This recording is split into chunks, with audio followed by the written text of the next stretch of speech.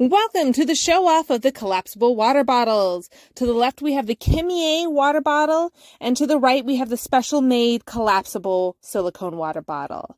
Let's get going! So the Chemie is really nice because it has a clip. You can clip to your jacket, you can clip it to your bag. It can get the air out. It has a little silicone strap that you can hook it.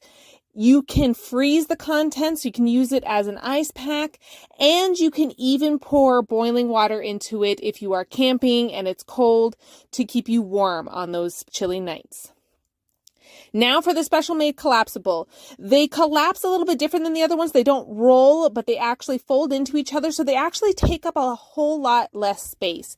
The straps are on each side, and they are not that easy to lose. So I really appreciated that. It's an easy thing to slip onto the pocket of the side of your backpack. Plus, these water bottles, too, can be frozen and also can have boiling water into it. It can go wherever you go. When you're done, you just collapse it and put it in your side pouch.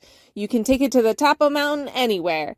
So honestly, these water bottles really have a lot of the great, wonderful qualities, just a little different design. And if you are a hiker or a camper, these are great and you should really check them out.